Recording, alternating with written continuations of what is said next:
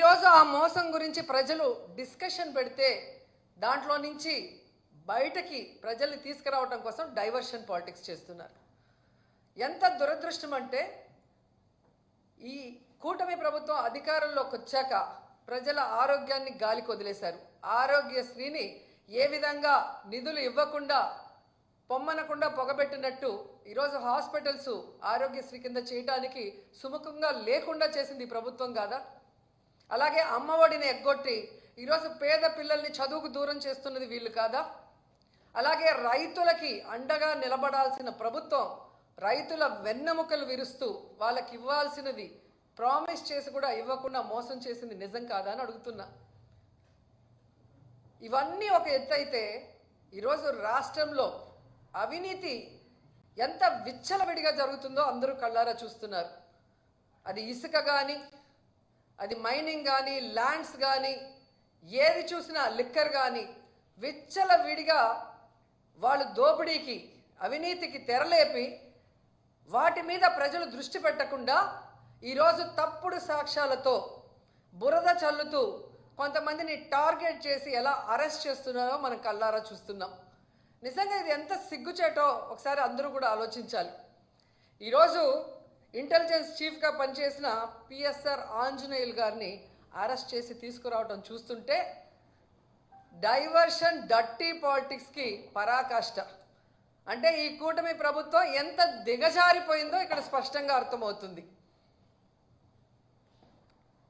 పోలీసులు గుర్తుపెట్టుకోవాలి, ఈరోజు లోకేష్ చంద్రబాబు నాయుడు మాటలు విని రెడ్ బుక్ రాజ్యాంగాన్ని అమలు చేస్తున్న పోలీస్ ఆఫీసర్సు ఇది మీరు అర్థం చేసుకోవాలి. తప్పు చేయని ఆంజనేయులు గారిని ఈ విధంగా అరెస్ట్ చేసి ఆయన్ని హ్యూమిలేట్ చేస్తూ అవమానపరుస్తుంటే తప్పు చేసిన మిమ్మల్ని చట్టం ముందు నిలబెట్టి మీకు బుద్ధి చెప్పే రోజు దగ్గరలో ఉంది. కాబట్టి అలాంటి తప్పులు చేయకుండా మీ పని మీరు కరెక్ట్గా చేయమని కూడా ఈ సందర్భంగా తెలియజేసుకుంటున్నాను. ఎందుకంటే ఏదో కిరీటం పెట్టేస్తారు చంద్రబాబు నాయుడు లోకేష్ అని చెప్పి చాలా చోట్ల పోలీసులు పెద్ద స్థాయి నుంచి కింద స్థాయి వరకు అందరూ కూడా వన్ సైడ్గా తప్పుడు సాక్ష్యాల్ని సృష్టించి తప్పుడు కేసులు పెట్టి ఏ విధంగా అరెస్ట్ చేసి పైశాచిక ఆనందం పొందుతున్నారో వాళ్ళందరినీ కూడా హెచ్చరిస్తున్నా. భవిష్యత్తులో మళ్ళీ కూటమి ప్రభుత్వం వచ్చే అవకాశం లేదు. ప్రజలు ఇప్పటికే మేల్కొన్నారు. ఈ కూటమి ప్రభుత్వం వల్ల వాళ్ళు సర్వనాశనమైన విషయాన్ని వాళ్ళు గుర్తించారు. జగన్మోహన్ రెడ్డి గారి ప్రభుత్వంలో పేదలు ప్రశాంతంగా బ్రతికిన విధానం గుర్తుపెట్టుకొని మళ్ళీ జగనన్న కోసం ఎదురు చూస్తున్నారు. జగనన్న ముఖ్యమంత్రి అయిన వెంటనే తప్పు చేసిన వాడు ఎవరైనా వదిలిపెట్టేది లేదు. న్యాయస్థానం ముందు నిలబెట్టి వాళ్ళందరినీ కూడా జైలుకు పంపిస్తామని కూడా హెచ్చరిస్తున్నాం. అండ్ ఈరోజు మీరు చూస్తే ఎంత విచిత్రంగా తయారైందంటే చంద్రబాబు నాయుడు నైజం. ఆయన తప్పు చేస్తాడు, సాక్ష్యాధారాలతో సంతకం పెట్టి దొరికిపోతాడు. డొల్ల కంపెనీల్లో కంపెనీ అనేదే ఉండదు, కొత్తగా ఒకటి సృష్టించి దాంట్లో డబ్బులు ట్రాన్స్ఫర్ చేసి దాన్ని ఎలా వాళ్ళ అకౌంట్లోకి తెచ్చారో అన్నీ కూడా క్లియర్ కట్గా దొరికిపోయాయి. స్కిల్ డెవలప్మెంట్ స్కామ్లో ఈడీ కూడా కొంతమందిని అరెస్ట్ చేసింది. కొంతమంది ఆస్తుల్ని అటాచ్ చేసి అవినీతి జరిగిందని ప్రూవ్ కూడా చేసిన తర్వాత నాకు కన్ను బాగలేదు, ముక్కు బాగలేదు, కిడ్నీ బాగలేదు, వయసు అయిపోయిందని దొంగ తిరుగుడు చెప్పి బెయిల్ తీసుకొని బయటకు వచ్చి ఏదో తాను తప్పు చేయనట్టుగా ఆ కేసుని ముందుకు నడిపించకుండా ఎలా ఆపేశాడో అందరూ చూశారు. నీకు దమ్ము ధైర్యం ఉంటే ముఖ్యమంత్రి సిబిఎన్ గారు మీకే చెప్తున్నా, స్కిల్ డెవలప్మెంట్ స్కామ్లో మీ మీద పెట్టిన కేసులో మీరు ఎలా సంతకాలు పెట్టి డబ్బును దోచుకున్నారు ఈ ప్రభుత్వంలో అనేది ఈడీ కూడా ఓకే చేసింది. దాన్ని ఎందుకు సిఐడి విచారణ ముందుకు నడవనీయకుండా ఆపేశారు? దమ్ముంటే స్కిల్ డెవలప్మెంట్ మీద మీరు విచారణ చేయించుకోండి. మీ వల్ల కాకపోతే సిబిఐకి అప్పచెప్పండి. అలాగే మీరు చూస్తే ఫైబర్ నెట్ కేసులో ఎందుకు మీరు విచారణను ఆపేశారని అడుగుతున్నా. ఈరోజు ఏదో ఆంజనేయులు గారి మీద ఒక కేసో లేదా మిథున్ రెడ్డి గారి మీద ఒక దొంగ సాక్ష్యాలతో ఒక కేసో పెట్టి భయభ్రాంతులకి గురి చేయాలంటే ఎవరు భయపడే ప్రసక్తి లేదు. ఎందుకంటే మేము తప్పు చేయలేదు కాబట్టి ఎవరికి భయపడాల్సిన అవసరం లేదు. మీరు దొంగ సాక్ష్యాలతో ఎన్ని కేసులు పెట్టినా మేము న్యాయపరంగా పోరాడి బయటికి వస్తాం. కానీ మీ మీద కేసులు విచారణ జరిగితే మీరు పర్మనెంట్గా జైలుకి వెళ్తారన్న సంగతి మీకు తెలుసు. అందుకే అడుగుతున్నా, దమ్ముంటే దొంగ కేసులు పెట్టి మీ పచ్చ ఛానళ్లలో దుమ్మెత్తిపోయడం కాదు, స్కిల్ డెవలప్మెంట్ స్కామ్ మీద, ఫైబర్ నెట్ స్కామ్ మీద విచారణ జరిపించండి. మీకు ఆ దమ్ము లేకపోతే సిబిఐకి అప్పచెప్పండి అని కూడా డిమాండ్ చేస్తున్నాం. అసలు చంద్రబాబు నాయుడు అనే వ్యక్తి సంతకానికి విలువ లేదు అని ఇప్పుడు 4వ ముఖ్యమంత్రి అయినప్పుడు కూడా తెలుస్తోంది. ఏడాది అవుతుంది. ఈ ఏడాదిలో ఆయన పెట్టిన మొదటి సంతకం ఇంతవరకు అమలైందని నేను అడుగుతున్నా. ఇంతకన్నా సిగ్గుచేటు ఇంకేమైనా ఉందా? అదే వైఎస్ఆర్ గారు కానీ జగన్ గారు కానీ ఒక సంతకం పెడితే ఆ రోజు నుంచి అమల్లోకి వస్తుంది. అది సంతకం అంటే అలా ఉండాలి. కానీ నీ సంతకం అది చిత్తు కాగితంలాగా ఎప్పుడు సంతకం పెట్టినా అది ఎప్పుడు జరిగింది లేదు. అండ్ అధికారంలోకి వచ్చిన మీరు జూన్ నుండే నిరుద్యోగ భృతి ఇస్తాము, తల్లికి వందనం ఇస్తాము, అన్నదాత సుఖీభవ ఇస్తాము, ఆడబిడ్డ నిధి ఇస్తాము, ఫ్రీ బస్ ఇస్తాము అని చెప్పారు. బాండ్లు ఇచ్చారు. ఈరోజు ఆ బాండ్లు ఎత్తుకొని గ్రామాల్లోకి మీ ఎమ్మెల్యేలు కానీ మీరు వెళ్ళే పరిస్థితి ఉందా? పరకలతో కొడతారు, చెప్పులతో కొడతారు. ఆ భయం మీకు ఉంది కాబట్టే ప్రజల్లోకి వెళ్ళలేక, వాటి మీద ఏమీ చెప్పుకోలేక ఈ విధంగా డైవర్షన్ డర్టీ పాలిటిక్స్తో ఎలా ఎవరి మీద తప్పుడు కేసులు పెట్టి దాని మీద మీ పచ్చ ఛానళ్లలో రౌండ్ టేబుల్ డిస్కషన్లు పెట్టి మీ పచ్చ నాయకులతో విశ్లేషకులుగా ఏ విధంగా విషయాన్ని చిమ్ముతున్నారో ఈ రాష్ట్ర ప్రజలకి ఏడాది కాలంలోనే అర్థమైపోయింది. మీరు చెప్పే అబద్ధాలను ఇంకా నమ్మే పరిస్థితిలో ఈ రాష్ట్ర ప్రజలు లేరు అన్న విషయం చంద్రబాబు నాయుడు తెలుసుకోవాలి. అది పక్కన పెట్టేసి సంకలు గుద్దుకుంటూ ఈరోజు అందరి మీద దాడులు చేస్తూ మాట్లాడిన అందరి మీద కేసులు పెట్టుకుంటూ పోతే ఫైనల్గా మీరు, మీ కుటుంబం, మీకు సపోర్ట్ చేసిన పోలీసులు అందరూ కూడా జైల్లో ఉంటారని కూడా అందరూ తెలుసుకోవాలి. ఎందుకంటే తప్పులతో ఒకరి మీద నింద వేసి లోపల పెట్టాలనుకుంటే హైకోర్టు, సుప్రీంకోర్టు కూడా ఒప్పుకోదు. ఒక ఏడాదిలోనే హైకోర్టు 6 సార్లు మీ ప్రభుత్వానికి అక్షింతలు వేసింది. పోసాని కృష్ణమురళి గారి కేసులో కానీ, ఒక సోషల్ మీడియా యాక్టివిస్ట్ని మీరు ఏ విధంగా హెరాస్ చేశారో ఆ విషయంలో కానీ, నిన్న మొన్నట్లో 60 ఏళ్ళు పైబడిన వాళ్ళని మీరు హెరాస్ చేయకూడదు, ఇంటికి వెళ్ళి విచారించాలి, ఇవన్నీ కూడా తప్పుడు సాక్ష్యాలతో వేధింపులు చేసిన పోలీసులకు కూడా ఏ విధంగా హైకోర్టు అక్షింతలు పెట్టిందో ఈ రాష్ట్ర ప్రజలందరూ కూడా గమనించారు. అలాగే సుప్రీంకోర్టులో మీరు లడ్డూలో ఏదో కలిసింది అని అబద్ధం చెప్పి మీ రాజకీయ లబ్ధి కోసం కలియుగ దైవం వెంకటేశ్వర స్వామితో చెలగాటమాడినప్పుడు కూడా మీ మీద ఒక సీఎంగా ఉన్నా కూడా మీకు సుప్రీంకోర్టు ఏ విధంగా అక్షింతలు వేసిందో ఒకసారి గుర్తుపెట్టుకోండి. కాబట్టి మీ పైన ఒక వ్యవస్థ ఉంది. మీరు అనుకున్నట్టు చేసేస్తాం, ఏదైనా మేము చేయగలమంటే అది కొన్ని రోజులే. ఈరోజు నేను మోడీ గారిని 2 చేతులెత్తి రిక్వెస్ట్ చేస్తున్నాను. సార్ మోడీ గారు, మీరు పార్లమెంట్లో ఒక స్పీచ్ ఇచ్చారు, అది రాష్ట్ర ప్రజలందరూ కూడా విన్నారు. చంద్రబాబు నాయుడు ఈ రాష్ట్రాన్ని ఎలా దోచుకున్నాడు, ఏటీఎం లాగా ఎలా వాడుకుంటున్నాడు, ఏ విధంగా సర్వనాశనం చేస్తున్నారో మీరు చెప్పారు గతంలో. ఒకసారి ఆ వీడియో మీరు విని, ఇప్పుడు ఏదైతే అమరావతిలో మళ్ళీ మిమ్మల్ని భూమి పూజకి పిలుస్తున్నారో అది ఎందుకు అనే ఆలోచన చెయ్యండి అని నేను రిక్వెస్ట్ చేస్తున్నాను. ఎందుకంటే గతంలో మీరు చూస్తే ఇదే అమరావతిలో 36,000 కోట్ల రూపాయలతో ఎస్టిమేషన్స్ వేసి టెండర్లు పిలవటం మనం కళ్యాణంలో చూసాం. అలాంటి అమరావతిలో ఆల్రెడీ మీరు చేసిన భూమి పూజనే మళ్ళీ భూమి పూజ అంటూ మిమ్మల్ని పిలుస్తున్నారు. ఆ 36,000 కోట్ల టెండర్లు ఇప్పుడు 77,000 కోట్లకి ఎలా పెరిగాయి? ఈరోజు పారదర్శకంగా చేయాల్సిన జ్యుడిషియల్ ప్రివ్యూ ఎందుకు రద్దు చేశారు? రివర్స్ టెండరింగ్ ఎందుకు రద్దు చేశారు? మొబిలైజేషన్ అడ్వాన్స్ని ఎందుకు తీసుకొచ్చి ఈరోజు కాంట్రాక్టర్లకు డబ్బులు ఇస్తున్నామన్న పేరుతో మొత్తం మీరెందుకు దోచుకుంటున్నారన్న విషయాన్ని వెలికి తీసి విచారణ చేయమని మోడీ గారిని రిక్వెస్ట్ చేస్తున్నాం.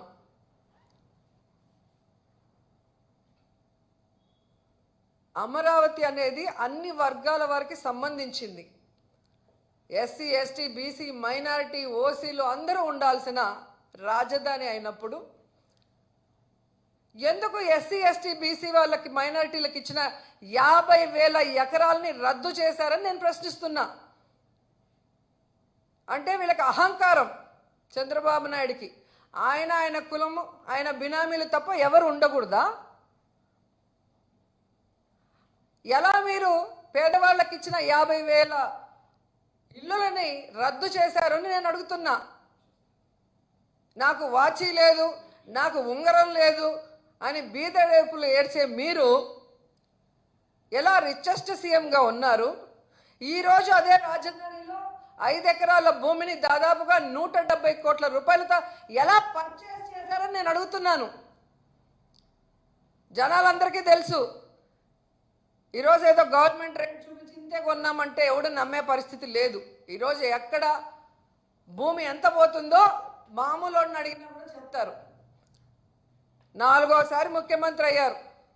ఏ రోజైనా రాష్ట్రంలో ఇల్లు పెట్టుకోవాలి, రాష్ట్రంలో ఓటు పెట్టుకోవాలన్న ఆలోచన మీకు కానీ మీతో జత కలిసిన జనసేన పార్టీ ఎవ్వరికీ లేదు. ఇప్పుడు దొంగాట్లాడటానికి మొన్న ఎలక్షన్ ముందర మార్చుకొని ఇల్లులు కడుతున్నట్టు అందరూ భూమి పూజలు చేస్తున్నారు. నేను అడిగేది ఒక్కటే, మిమ్మల్ని ముఖ్యమంత్రి చేసిన కుప్పంలో ఎందుకు ఇల్లు కట్టుకోలేదు? ముఖ్యమంత్రిగా ఉండి రాష్ట్రం అంతా పని చేయాల్సిన మీరు విజయవాడలో ఇంతవరకు ఎందుకు ఇల్లు కట్టలేదు అని అడుగుతున్నా. ఇన్ని మాట్లాడుతున్నారు కదా. మీ గవర్నమెంట్ రాగానే జగన్ బెంగళూరుకి వెళ్తున్నాడు. ఆయన ముఖ్యమంత్రిగా ఉన్న 5 ఏళ్ళు ఇక్కడే కూర్చొని పరిపాలన సాగించాడు. పేద ప్రజలకి కావాల్సినవన్నీ బటన్లు నొక్కి వాళ్ళ అకౌంట్లోకి అవినీతి లేకుండా పంపించారు. ఆయన గురించి మీరు మాట్లాడుతున్నారు. మరి ముఖ్యమంత్రిగా ఉన్న మీరు, డిప్యూటీ సీఎంగా ఉన్న పవన్ కళ్యాణ్ గారు, ఐటీ మినిస్టర్గా ఉన్న నీ కొడుకు ఎక్కడి నుంచి వస్తున్నారండి?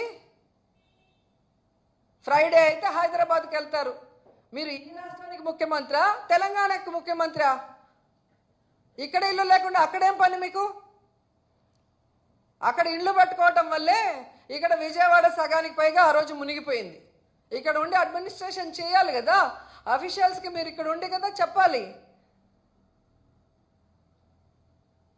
మీరు చేస్తే రైటు. మీరు ముఖ్యమంత్రులుగా ఉండి, డిప్యూటీ సీఎంలుగా ఉండి మీరు హైదరాబాద్లో కాపురం ఉంటారు. మీకు టైం ఉంటే వచ్చి రాజకీయం చేసిపోతారు. కానీ ఓడిపోయిన వాళ్ళు మాత్రం కాన్స్టిట్యున్సీలోనే ఉండాలి. అటు ఇటు జరిగితే పార్టీ వదిలేశారు, పాలిటిక్స్ వదిలేశారు.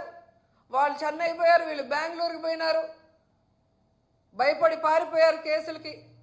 ఎన్ని కావాలంటే అన్ని పచ్చ ఛానల్లో చెప్తారు. నవ్వుతున్నారు ప్రజలు. అధికారంలో ఉన్నది మీరు, పని చేయాల్సింది మీరు. మీరు చేయకుండా ఎక్కడో తిరుక్కుంటూ వాళ్ళని మాట్లాడుతున్నారు ఏంటి అని.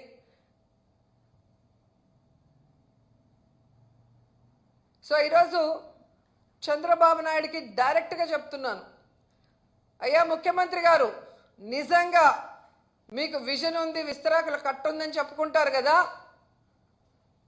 నేను పారదర్శకంగా ఉంటానని చెప్పి మైకుల్లో చెప్తావు కదా.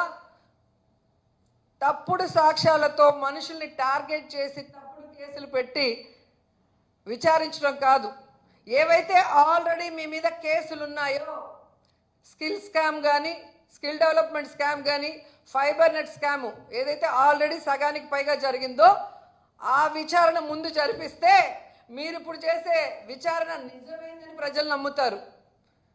కానీ తప్పు చేసిన మీ మీద ఉన్న కేసులు మీరు విచారణ చేసుకోకుండా కుంటి సాకులతో బెయిల్తో బయటకు వచ్చి మా పార్టీ వాళ్ళని ఏదో నువ్వు అంటే ఎవరు నమ్మే పరిస్థితి రాష్ట్రంలో లేదు అనేది కూడా తెలుసుకోవాలి. అలాగే మోడీ గారిని రిక్వెస్ట్ చేస్తున్నాను, ఈ అమరావతిని తమ ఆదాయ వనరుగా దోచుకునే చంద్రబాబు నాయుడు ఆయన కుటుంబాన్ని మీరు విచారించాలి. ఎందుకంటే ఇసుక ఫ్రీ అని వీళ్ళే అన్నారు. అప్పటికన్నా ఇప్పుడు సిమెంట్ స్టీల్ రేట్లు తక్కువ ఉన్నప్పుడు 36,000 కోట్ల నుంచి 77,000 కోట్లకి ఎందుకు వెళ్ళాయి? ఎందుకు జ్యుడిషియల్ ప్రివ్యూ, రివర్స్ టెండరింగ్ లేకుండా అడ్వాన్స్ మొబిలైజేషన్తో ఎలా దోచుకున్నారు? ఇవన్నీ బయట పెట్టాలి. ఒక ప్రైమ్ మినిస్టర్గా మిమ్మల్ని అందరూ గౌరవిస్తున్నారు. మీకోసం మీ ఆదేశం, మీరు ఇక్కడికి వచ్చినాకైనా ఆదేశించండి సిబిఐని, లేదా అక్కడి నుంచి అయినా ఈ చంద్రబాబు నాయుడు ప్రభుత్వం మీద సిబిఐ విచారణకు ఆదేశించమని మనస్ఫూర్తిగా కోరుకుంటున్నాను. అండ్ చాలా బాధాకరమైన విషయం ఏంటంటే, వైజాగ్ని పరిపాలనా రాజధాని చేయాలని జగన్మోహన్ రెడ్డి గారు కలలు కన్నారు. ఆ వైజాగ్కి ఎన్ని అభివృద్ధి కార్యక్రమాలు చేశారో వైజాగ్లో పుట్టి పెరిగిన వాళ్ళందరికీ కళ్ళ ముందు కనిపిస్తుంది. అలాంటి వైజాగ్లో విషం చిమ్మి పరిపాలనా రాజధాని వస్తే ఏదో వైసీపీ వాళ్ళు దోచుకుంటారన్న అబద్ధాలతో ప్రజల్ని మభ్యపెట్టి ఈరోజు హైయెస్ట్ సీట్లు తెచ్చుకున్నారు. ఏం చేస్తున్నారు హైయెస్ట్ సీట్లు తెచ్చుకొని అంటే, వీళ్ళ అవినీతి బయటపడకుండా మేయర్ గారిని ఎలా దొంగదారిలో దించేశారో మనం చూస్తున్నాం. ఇదే వైజాగ్లో ఏ విధంగా ఉర్సా అనే అడ్రస్ లేని కంపెనీ, 60 రోజుల ముందు పుట్టిన ఈ ఉర్సా కంపెనీకి 60 ఎకరాలు అంటే 3,000 కోట్ల విలువ చేసే భూముల్ని దారాదత్తం చేశారు. అంటే లోకేష్ గారు ఐటీ శాఖ మంత్రిగా ఉండగా ఆయన ఆఫీసుకి తెలియకుండా ఇది జరుగుంటుందా అని నేను అడుగుతున్నాను. ఒక టీడీపీ ఎంపీ ఎవరైతే ఉన్నారో కేసినేని చిన్ని, ఆయన పార్ట్నర్కి 60,000 ఎకరాలని ఎలా దారాదత్తం చేశారు అని ప్రశ్నిస్తున్నాం. ఎందుకంటే దావాస్కి వెళ్ళినప్పుడు మనం చూసాం, వీళ్ళ ఖర్చులే తప్ప వీళ్ళు పెట్టిన ఖర్చుకి ఒక్కటంటే ఒక్కటి కూడా ఎంఓఈ అవ్వలేదు. అలాంటిది ఈరోజు ఒక డొల్ల కంపెనీ ఏదైతే వాళ్ళు అడ్రస్ ఇచ్చారో హైదరాబాద్ అడ్రస్, అక్కడికి మేము మనుషుల్ని పంపించాం. మీరు కూడా వెళ్ళి చూడొచ్చు పచ్చ ఛానళ్ళు. అదొక రెసిడెన్షియల్ ఏరియా, అక్కడ ఒక ఆఫీసు లేదు, ఒక కంప్యూటర్ లేదు, ఒక కంప్యూటర్ ఆపరేటర్ కూడా లేదు. అలాంటి కంపెనీకి 60 రోజుల్లో పుట్టిన కంపెనీకి 60 ఎకరాలు 3,000 కోట్ల విలువ చేసే భూముల్ని ఎలా ఇచ్చారో ఐటీ శాఖ మంత్రి గారు లోకేష్ గారు, ఇది మీ దోపిడీ కాదని నేను ప్రశ్నిస్తున్నా. ఇదే కంపెనీ అమెరికాలో కూడా ఒక అడ్రస్ ఇచ్చింది, అక్కడికి కూడా మన వాళ్ళు వెళ్ళి వీడియోలు పెట్టారు. అక్కడ బోర్డు లేదు, ఆఫీస్ బోర్డు, ఒక కంప్యూటర్ లేదు, ఒక కంప్యూటర్ ఆపరేటర్ కూడా లేరు. అలాంటి కంపెనీలకి ముందు వెనక చూడకుండా ఎలా ఇన్ని ఎకరాలు ఇచ్చేశారు? ఇది వాళ్ళ మీద ప్రేమ లేదా మీ దోపిడియా? ఇది బయట పెట్టాల్సిన బాధ్యత మీకుంది. దాన్ని వెంటనే నిలిపేయాలని కూడా డిమాండ్ చేస్తున్నాం. అండ్ ఏదైతే మీరు చెప్పారో సూపర్ 6 కానీ సూపర్ 7 కానీ వాటి మీద దృష్టి పెట్టండి. ప్రజల్ని డైవర్ట్ చేసే డర్టీ డైవర్షన్ పాలిటిక్స్ మానుకోండి. ప్రజలు తిరగబడితే ఎలా ఉంటుందో గతంలో మీరు చూశారు. మళ్ళీ ఆ పరిస్థితి తెచ్చుకోవద్దండి. అండ్ వైఎస్ఆర్సీపీ నాయకులు కార్యకర్తలు ఎవ్వరు కూడా భయపడే పరిస్థితి లేదు అనేది ఇప్పటికే మీకు అర్థమైంది. అండ్ ఈరోజే పొలిటికల్ అడ్వైజరీ కమిటీ మీటింగ్ కూడా జరిగింది. రాష్ట్ర వ్యాప్తంగా ప్రతి జిల్లాలో రైతులు ఏ విధంగా ఇబ్బంది పడుతున్నారు, వాళ్ళు పండించిన పంటలకి గిట్టుబాటు ధరలు లేకుండా ఎలా వాళ్ళు నాశనం అవుతున్నారో వారందరికీ అండగా నిలబడి ప్రభుత్వం మెడలు వంచి వారికి న్యాయం చేసే దిశగా మేము వెళ్తామని కూడా ఈ సందర్భంగా తెలియజేసుకుంటూ, ఈరోజు హిందువులు ఎంతో పూజించే గోవుల్ని ఏ విధంగా 191 చంపేసి కూడా ఈరోజు చంద్రబాబు నాయుడు ఒక సీఎంగా ఉండి ఎంత నిస్సిగ్గుగా ఒక్కటి కూడా చనిపోలేదని అబద్ధాలు చెప్పాడు.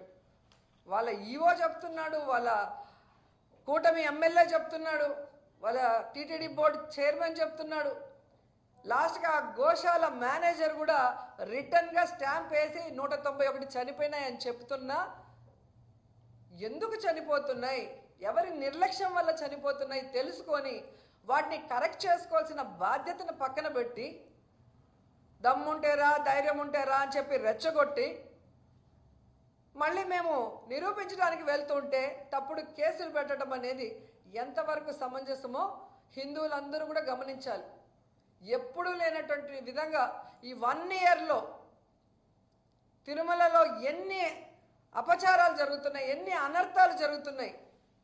తాగి కొట్టుకొని చంపేసుకొని అంటే మర్డర్ కూడా తిరుమలలో జరిగే పరిస్థితి వచ్చిందంటే ఈ ప్రభుత్వం కానీ టీటీడీ పాలక మండలి ఎంత నిర్లక్ష్యంగా ఉన్నారో మనం అర్థం చేసుకోవాలి. చెప్పులు వేసుకొని గుళ్ళోకి వచ్చేస్తారు, డ్రోన్ కెమెరాలు తిరుగుతున్నాయి, బిర్యానీలు తింటున్నారు, ఎక్కడ పడితే అక్కడ దొరుకుతున్నాయి, గంజాయి దొరికింది. ఇవి మేము చెప్పేది కాదు, మీ పేపర్ మీ టీవీల్లో కూడా వస్తున్నాయి, చూసుకోండి ఒకసారి.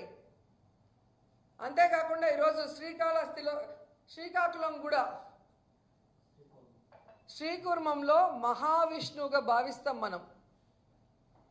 అక్కడ కూడా అన్ని కూర్మాలు చనిపోతుంటే ఎందుకు, ఎలా, ఎవరి వల్ల ఒక విచారణ లేదు, ఒక కమిటీ లేదు, తప్పు చేసిన వాడి మీద ఒక కేసు లేదు. వీళ్ళకి దోచుకోవటం దాచుకోవటంలో ఉన్న ఇంట్రెస్టు, దానికి వాళ్ళు కేటాయించే సమయము, ఇవన్నీ కూడా ప్రజలు గమనించాలి. ప్రజలకు మంచి చేయడానికి టైం లేదు, వీళ్ళ నిర్లక్ష్యం వల్ల జరిగే అనర్థాలని కంట్రోల్ చేయడానికి వీళ్ళకి టైం లేదు. వీళ్ళ వల్ల నష్టపోయిన వాళ్ళు రోడ్డు మీదకి వచ్చి ధర్నాలు చేయడానికి వీల్లేదు, వెంటనే diversion politics. So Pawan Kalyan garu ఎక్కడున్నారో, మీరు సనాతన ధర్మాన్ని కాపాడుతానన్నారు, తిరుమలలో ఇన్ని జరుగుతున్నాయి, శ్రీకూర్మంలో ఇలా జరుగుతుంది, ఎందుకు మీరు నోరు మెదపటం లేదు, ఎందుకు మాట్లాడట్లేదు? జగన్ గారిని తిట్టడానికి మాత్రం పరుగులు తీసేవారే, ఇప్పుడు మీ కూటమి ప్రభుత్వంలో ఇన్ని అనర్థాలు జరుగుతుంటే ఎందుకు నోరు మెదపటం లేదు? బీజేపీ నాయకుల్ని ప్రశ్నిస్తున్నాను. హిందూ మతాన్ని కాపాడాల్సిన పార్టీ మాది, కాపాడటానికే మేము ఉన్నామని చెప్పుకుంటున్నారు కదా, మరి తిరుమలలో ఇన్ని అపచారాలు జరుగుతుంటే, శ్రీకూర్మంలో ఇన్ని అపచారాలు జరుగుతుంటే మీరెందుకు నోరు మెదపడం లేదు? మీ కూటమి ప్రభుత్వంలో ఉన్న చంద్రబాబు నాయుడు మీద ప్రెషర్ తెచ్చి వాటిని ఎందుకు సరిదిద్దడం లేదు? దాంట్లో తప్పు చేసిన వాళ్ళ మీద ఎందుకు ఎఫ్ఐఆర్లు వేసి వాళ్ళని శిక్షించడం లేదని నేను ప్రశ్నిస్తున్నా. కూటమి ప్రభుత్వం అంటే చేసిన తప్పుల్ని కూడా సమర్థిస్తారా?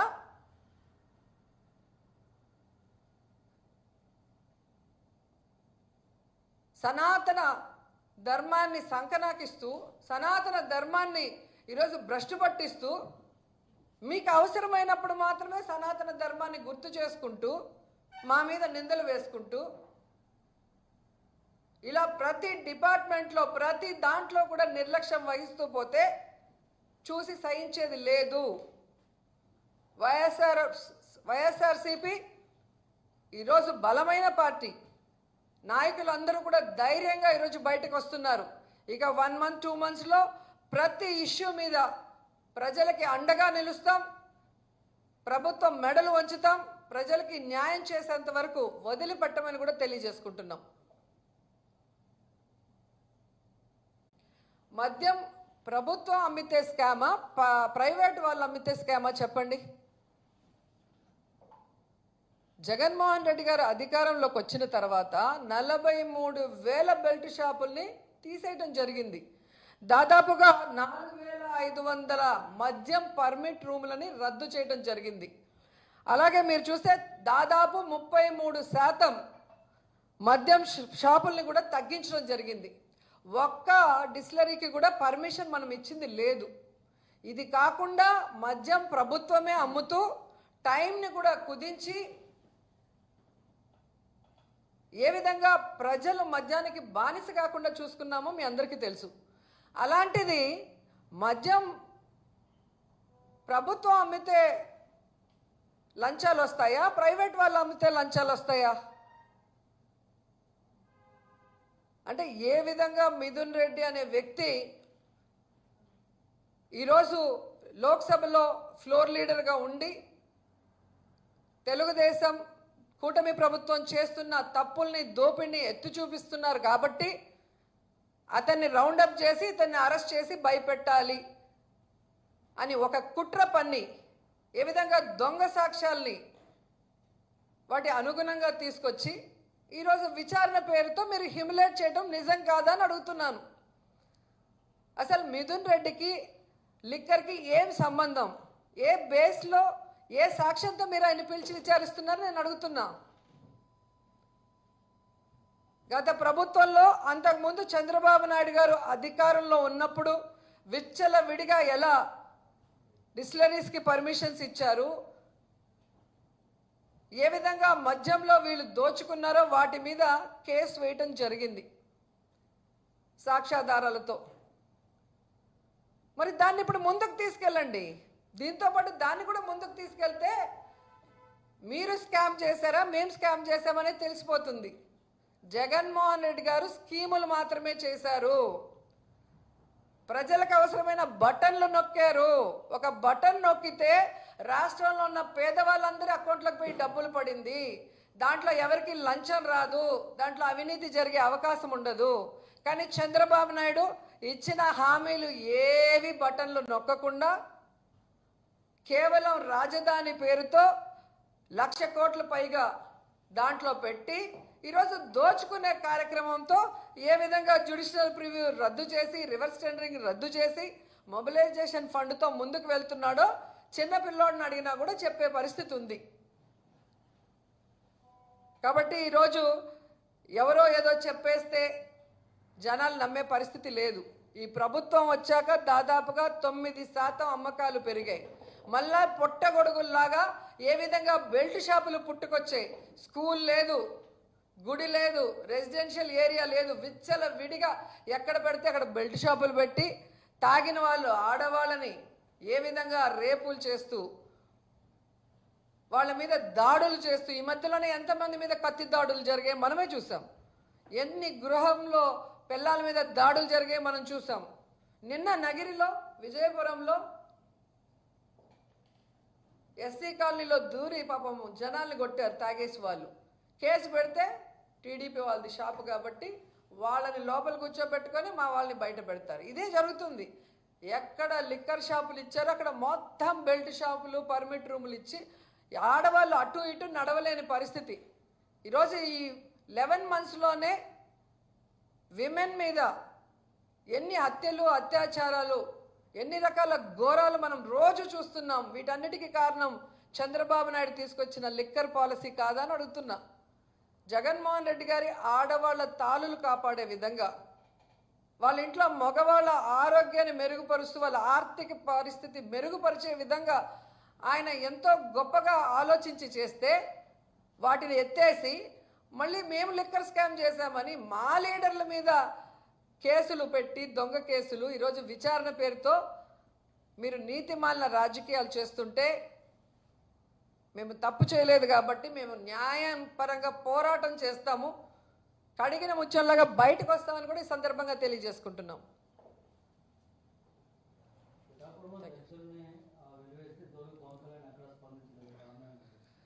సార్ పవన్ కళ్యాణ్ గారు ఎప్పుడెప్పుడు ఛాయన్ని సీఎం చేసి ప్యాకేజీలు తీసుకుంటూ రెస్ట్ తీసుకోవాలన్న ఆలోచన తప్ప ఈ రాష్ట్రంలో ఉన్న ప్రజలకి మంచి చేయాలన్న చిత్తశుద్ధి లేదు అన్నది ఈ 11 నెలల్లో ప్రజలందరికీ కూడా అర్థమైంది. సో ఈయన ప్రజానాయకుడు కాదు, ఈయన చంద్రబాబు నాయుడు గారి నాయకుడు. ఆయన ఎటు చెప్తే అటు ఆడటం తప్ప మరొకటి లేదు అనేది ఇక్కడ తెలుసుకోవాలి. సో ఈరోజు ఎవరైతే దళితుల్ని గ్రామ బహిష్కరణ చేసి అవమానిస్తున్నారో ఇలాంటి ఇప్పుడున్న ఈ ఫాస్ట్ జనరేషన్లో ఎవరు కూడా పిల్లలు ఊరుకోరు. ఎందుకంటే అందరూ పిల్లలు చదువుకుంటున్నారు, అందరూ కూడా నాలెడ్జ్తో ముందుకు వెళ్తున్నారు. కాబట్టి వీళ్ళు చేసేటివన్నీ కూడా వాళ్ళు గమనిస్తున్నారు. కాబట్టి సరి అయిన సమయంలో వీళ్ళకి బుద్ధి చెప్తారని కూడా తెలియజేసుకుంటున్నాను.